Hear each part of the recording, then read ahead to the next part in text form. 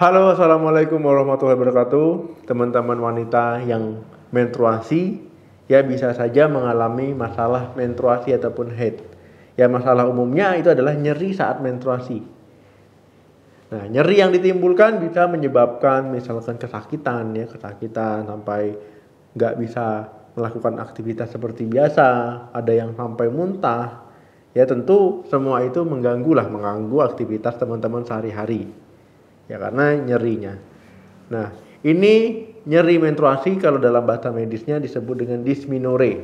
Nah, ini banyak ya, saya lihat wanita mengalami dysmenorrhea ini lumayan banyak. Nah, pada video kali ini kita akan membahas dysmenorrhea, nyeri saat menstruasi.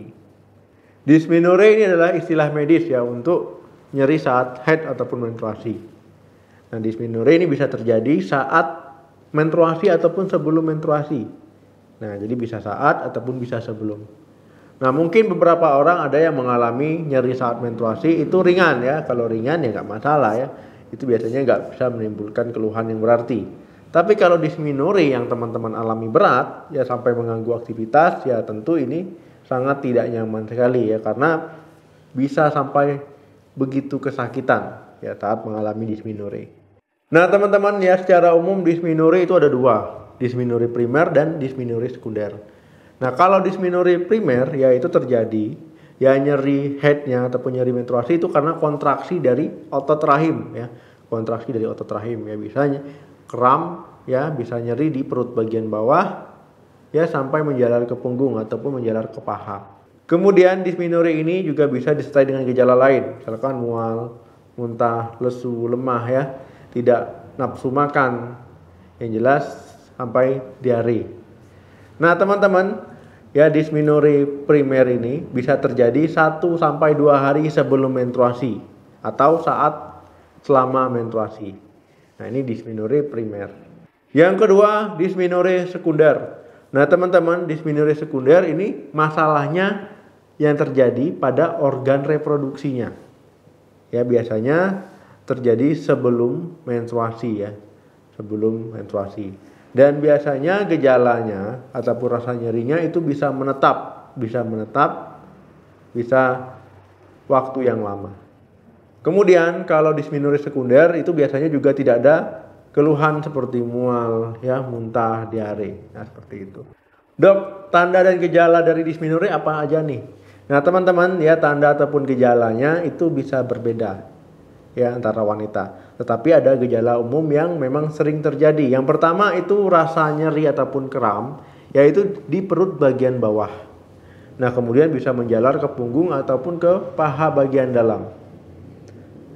Kemudian yang kedua, ya rasa kramnya itu terjadi di awal menstruasi bisa ya, 1 sampai 2 hari sebelum menstruasi ataupun saat menstruasi.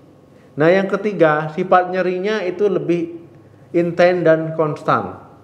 Kemudian teman-teman ada beberapa wanita yang juga mengalami sakit kepala, pusing, mual, muntah, diare, perut kembung, lesu, lemah, tidak bertenaga. Dok, apa penyebab dysmenorrhea? Nah, teman-teman, penyebab dysmenorrhea itu tergantung. Ya, kalau dysmenorrhea primer, yaitu terjadi karena kontraksi otot rahim. Nah, kontraksi otot rahim ini terjadi karena prostaglandin meningkat ya. Prostaglandin meningkat yang akhirnya menimbulkan rasa kram, di otot rahim. Nah, kalau dysmenorrhea sekunder, ya ini terjadi karena ada penyebab lain ataupun masalah ya di organ reproduksi. Contohnya yang pertama itu endometriosis. Nah, endometriosis ini adalah jaringan yang harusnya tumbuh melapisi rahim, ya ini tumbuh di luar rahim ya, bisa di ovarium ataupun di tuba falopi. Nah, ini nyerinya bertambah parah kalau seandainya menstruasi. Yang kedua, fibroid rahim.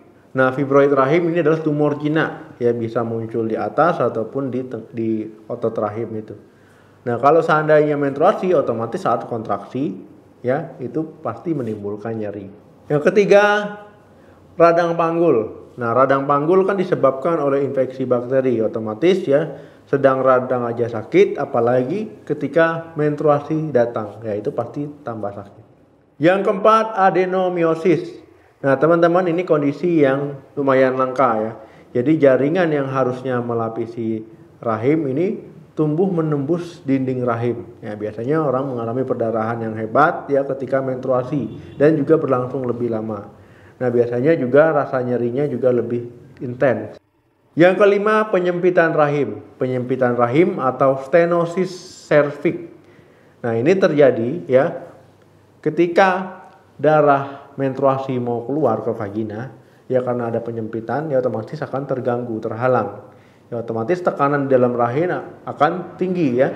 Nah, inilah yang menyebabkan nyeri ketika menstruasi datang. Dok, apa yang meningkatkan risiko wanita kena dysmenorrhea? Yang pertama, usia di atas 30 tahun. Nah, yang kedua, pubertas dini. Jadi pubertas di bawah 11 tahun. Yang ketiga, merokok. Nah, yang keempat, ada riwayat nyeri head di dalam keluarga. Yang kelima, belum pernah melahirkan. Nah, yang keenam, ya adanya menstruasi yang tidak teratur ya perdarahannya. Yang terakhir, mengalami perdarahan berat selama menstruasi.